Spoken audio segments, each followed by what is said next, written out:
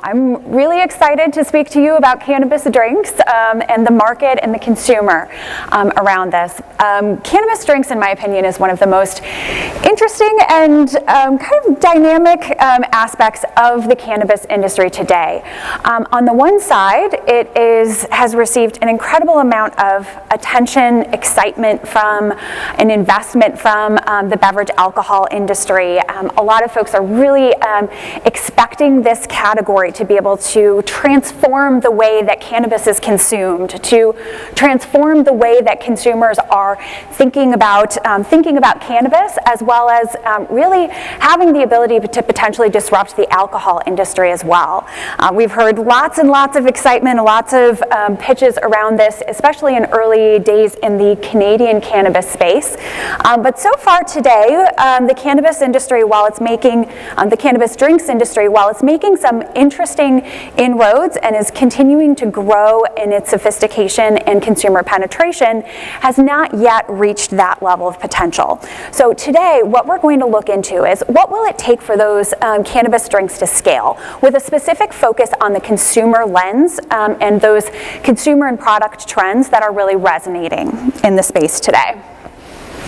So for those of you who don't know me, my name is Bethany Gomez. I'm the Managing Director of Brightfield Group. So Brightfield Group, we are a consumer insights and market research firm focused on the cannabis industry, primarily the cannabis, CBD, as well as other emerging market trends. So we've done a great deal of work in the non-alcoholic drink space, as well as emerging alcohol substitutes and the wellness space as well. Prior to helping start this company back in 2015, my background was in mainstream CPG market research with a company called Euromonitor. I used to cover the alcohol, packaged foods, drinks, retail, and food service industries as well. So what will it take for cannabis drinks to really scale in here? This is an industry that has received a lot of excitement, a lot of investment. Companies like Constellation made their massive investment in canopy growth. We've seen very large investments by companies, like AB InBev, Molson Coors, Lagunitas starting to dabble, put toes in the water in here. So what is this manifested in so far, and what does this mean for the industry moving forward? Where are we today? So in cannabis drinks today, currently in the US cannabis space, cannabis drinks are set to reach $426 million in sales by the end of 2021. Now, this is so far less than 2% of the overall cannabis drinks, or the overall cannabis market, although, again, this is a strong segment of the market overall. In Canada as well, less than approximately 3% of the overall market, reaching $142 million. Now, what is happening here? What is going on? There's both kind of a supply side of this market, as well as a demand side. Certainly, there's a great deal of supply chain challenges in the cannabis drink space, everything from manufacturing to bottling, distribution, in-store, the retail space and things of that nature.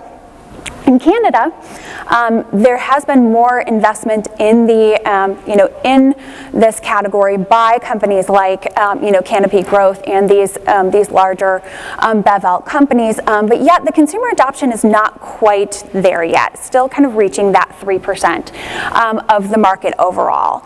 So what is really happening from a demand side? Why are those drinks not yet really reaching and scaling and resonating with consumers? Well, what we'll look at is that there's a great deal of adoption with consumers, and there's a lot of very promising signs in the consumer market today if we really understand who is that consumer, what are they looking for out of their drinks, and how can beverage companies really be able to scale this offering, be able to really resonate and win over more and more consumers, as well as more and more occasions of consumption in the cannabis space. So we'll take a look at this drinks consumer. So first of all, the average drinks consumer is a very high income consumer segment. This consumer is 17% of consumers have a household income of over $150,000. That's versus 11% in the overall cannabis space, and more than 40% have incomes of over $100,000. So this is versus 26% in the overall consumer segment. Now, what does this mean? This means that these consumers are willing to invest in more of cannabis drinks as an indulgence. This is never going to be the cheapest way to get high. And many consumers are looking for that, or looking for low price point options, but many consumers aren't. So these high income consumers are really the ones that are turning to cannabis drinks, and it's really resonating most with those consumer segments. Now, consumers have a tendency of being younger in nature as well. So this is actually something that's really important to hit on because it really aligns with the larger trends that we're seeing in the global, in the global consumer trend space as well. So 83% of cannabis drinks consumers are under the age of 45. So that's monstrous versus 63% of the overall sample. Now this aligns with those overall trends towards reduced alcohol consumption amongst younger consumers. In a recent study that we conducted of more than 5,000 general population consumers, we found that only 38% of Gen Z consumers over the age of 21 consumed alcohol, versus 58% of their Gen X compatriots there, right? So that's a huge shift, a huge difference in the number of consumers that are, the percentage of the population there that is turning to alcohol. And many more are turning to, of those Gen Z consumers are turning to cannabis. Well, could talk about Gen Z consumers all day long in the cannabis space. They're overwhelmingly shifting towards female as well, which is also very fascinating. But that indicates a global kind of shift in the way that younger consumers are thinking about alcohol and thinking about cannabis as well. It also aligns with millennial and younger consumers looking at shifting and reducing their alcohol consumptions. 66% of millennials in this same 2021 study found 66% of millennial consumers were wanting to reduce their alcohol consumption, and 62% of those consumers were looking for more non-alcoholic alternatives. So this is an indication that is, a statistic that is really helping to give rise to a wide portfolio of products that are capitalizing on this kind of sober trend, or more of this reduced alcohol consumption trend. Now, this is manifesting in the cannabis space, but this also has a significant impact on the rise of other non-alcoholic categories as well. We're seeing the growth of NA premium craft beers. We're seeing the growth of NA spirits, other adaptogen-based beverages that are targeting these consumers at the same occasion or use case that they would have traditionally consumed alcohol.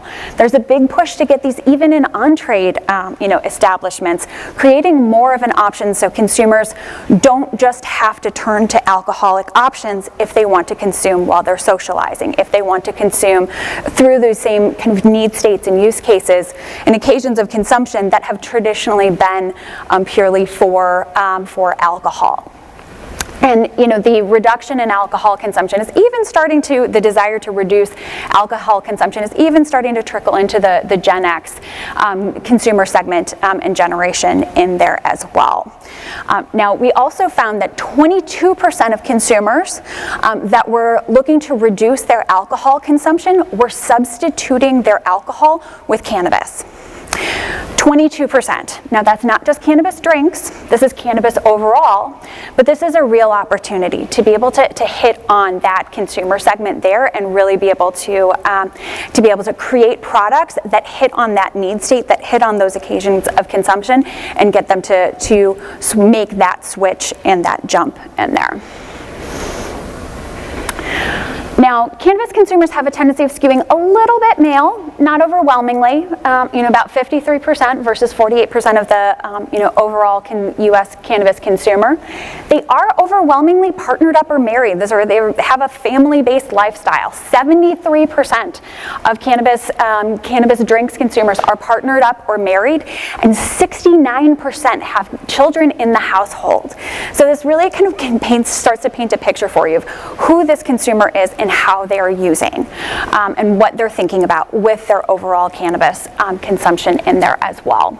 20% also identify as LGBTQ+ in there versus 17% of the overall sample. This is an increasing and growing part of the cannabis consumer segment overall, but that has a tendency of skewing and over-indexing on the cannabis drinks consumer profile as well. Now this is another really important point here is cannabis drinks consumers, they use cannabis more frequently. They are heavy users. They are the multiple times a day or daily users. 69% of drinks consumers are using cannabis at least once per day. That's a massive portion of the consumer segment, and it's also a really valuable consumer segment. These heavy users are really what moves the market overall in cannabis. There's a lot of occasional, consumers that may be dabbling, try something here and there, but they spend so little that they have a tendency of not really being able to move the market or generate, strong returns for any companies that are really kind of focusing specifically on those. 69% using every day.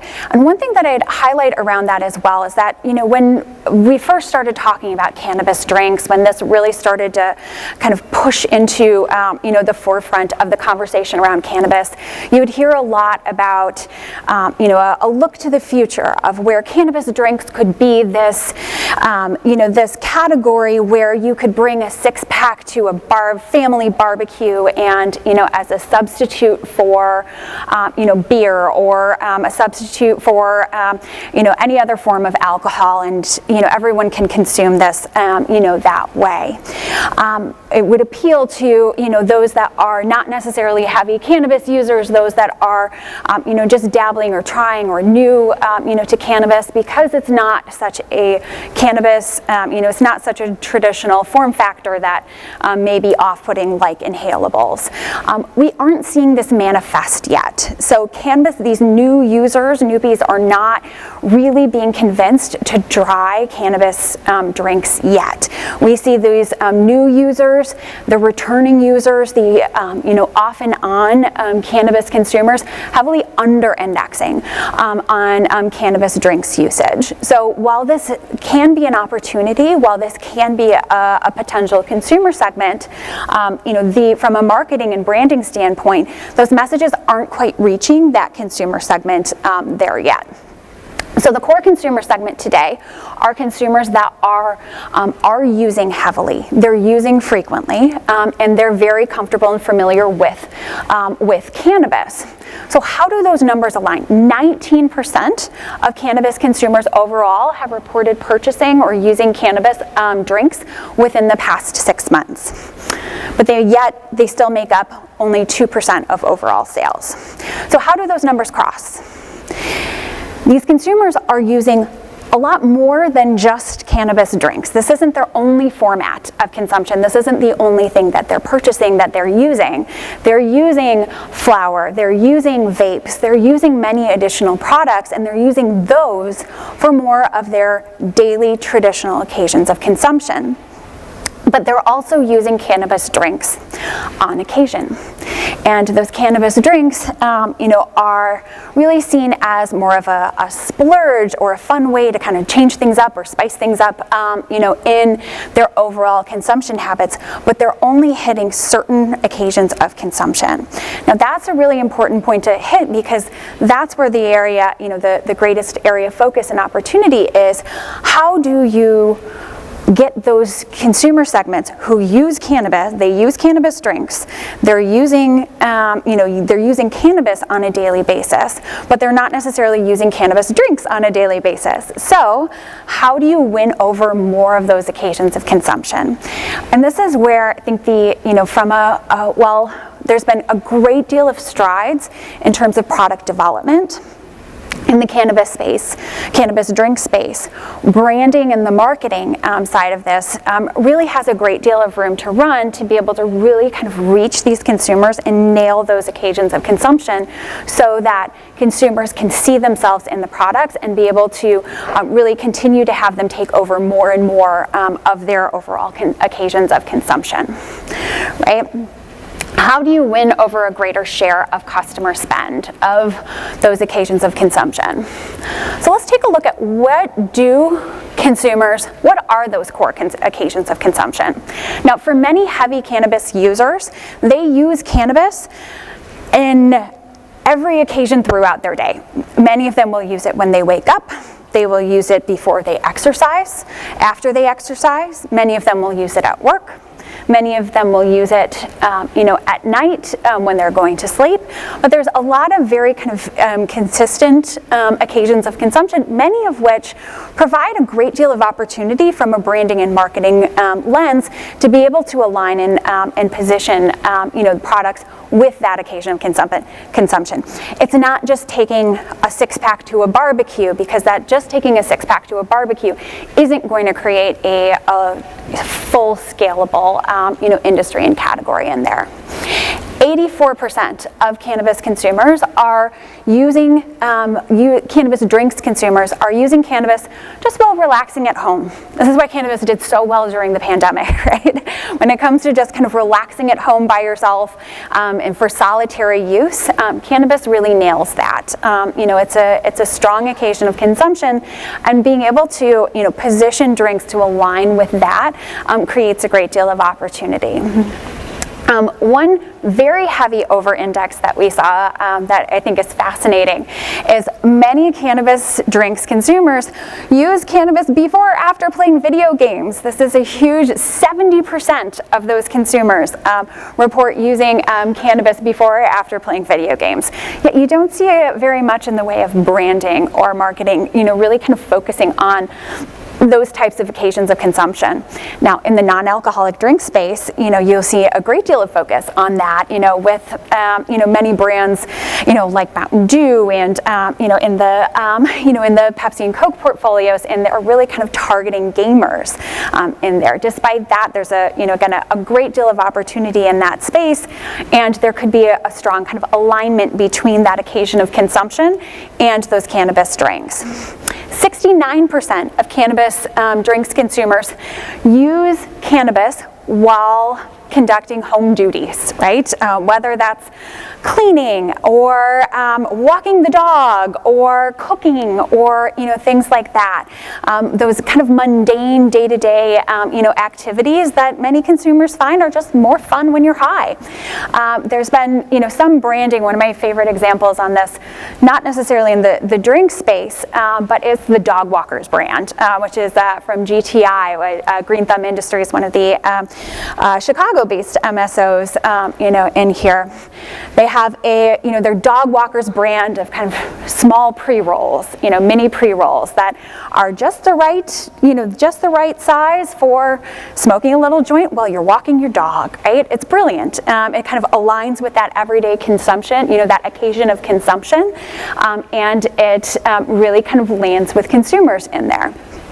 Those home duties, continue to over-index. Now, these are how consumers that use drinks are using cannabis. This is not necessarily how they're using cannabis drinks. They use a wide variety of different formats and form factors. But companies will be much more successful if they can align their portfolio and their strategies with where consumers are using, are using drinks, are using cannabis, and create formats that align with those. Many others are not included on this slide, including one of them that I think is the most fascinating is around athletic performance. Many people think about cannabis as a vice product and as kind of a substitute for alcohol in that way, but many people use it for athletic recovery or for getting in the zone before ultramarathons or things of that nature. There's a great deal of opportunity around kind of that kind of a space, and so this is where I feel that there's so much opportunity for brands and for this category if brands can really think about the consumer and how they're using cannabis drinks, what it means to them, and develop their branding and their marketing strategies around those. So we'll take a look a little bit at some of the product trends and need states that consumers are turning to and what is really kind of landing with consumers today. So we see a large kind of trend in towards need state-based products, right? And while it's not quite occasion-based marketing, this need state-based products really help consumers to understand what these products are and what they can do for them, and help align them mentally with a need state or occasion in there. The calm relief positioning, energy, sleep, intimacy. When you see those SKUs, when you see those products, you automatically understand as a consumer what these products are and what they do for you, and that really helps to kind of drive that growth. And we see very strong growth in many products that are really kind of focusing in that nature. Also, from a flavor trend standpoint, many of the first generation of cannabis drinks flavors were fairly rudimentary in nature, but over the past couple of years we've seen a very strong growth in sophistication in the product formats and the flavor profiles as well. We overwhelmingly see lemonade and iced tea creating the largest share of shelf for cannabis drinks products overall. At Brightfield we track essentially all products that are on shelf for cannabis across the country and tag those by flavor trends and see what is growing, what is trending, and what takes up kind of the largest share of shelf around the country. So those lemonade, that iced tea, that are some of the largest overall share of shelf in there.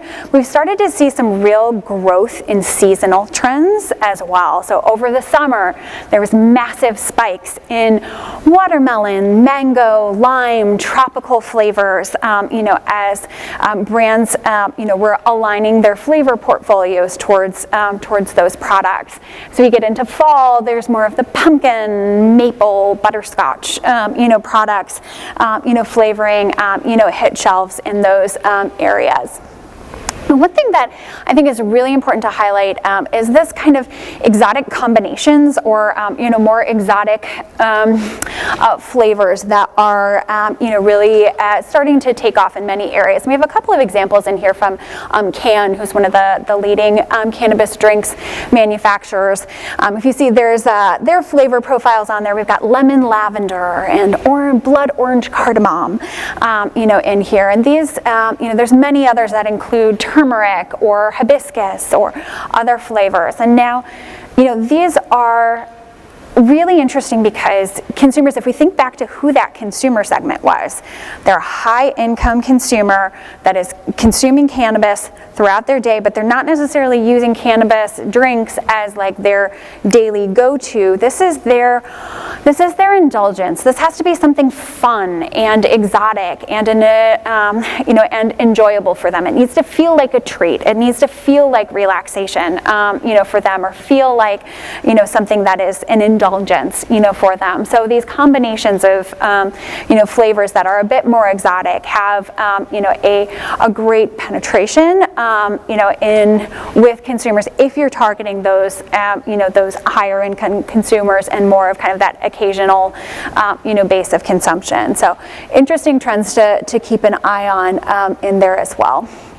One other thing that I'll highlight there with, when we take a look at the example on the screen, the can beverage in there, this is definitely a product that is, viewed as an indulgence, as a fun kind of premium product, and it looks like it would align very well with many of the premium hard seltzers that are on the market today that don't include cannabis. One thing to notice that the dosage levels in here, if we take a look, the dosage levels in here are quite low. 2 milligrams of THC and 4 milligrams of CBD.